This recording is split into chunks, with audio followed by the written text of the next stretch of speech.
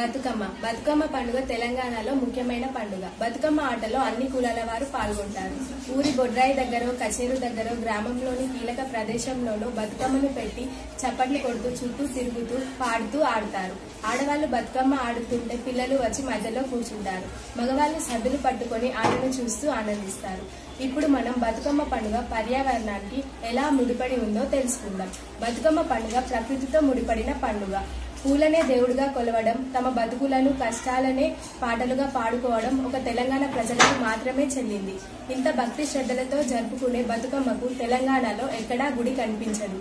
ఎవరికి బతుకమ్మ పేరు పెట్టుకోరు. బతుకమ్మ పేర్చడంలో వాడే పూలు గొప్ప ఔషధాలు. వీటిని చెరువుల్లో కలపడం వల్ల నీటి శుద్ధి జరుగుతుంది. అందుకే బతుకమ్మ పండుగ ప్రకృతి పండుగ అయింది.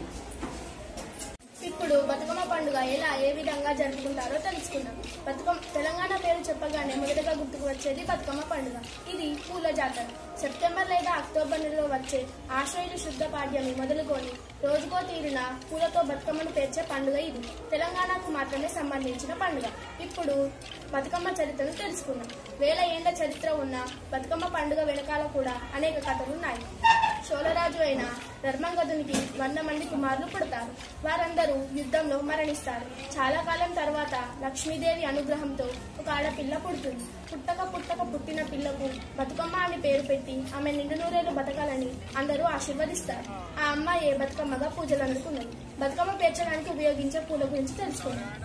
సేకరించి పైన ఒక పసుపు ముద్దను నిలిపి గౌరీదేవిగా కొలుస్తారు. ప్రతిరోజు సాయంత్రం బతుకమ్మ ఆడుకొని చెరువులో లేదా నీటిలో నిమజ్జనం చేస్తారు. ఈ బతుకమ్మ పండుగ మీ జీవితాలలో వెలుగు, ఆయురారోగ్యం, సంపద తీసుకురావాలని ఆశిస్తున్నాం.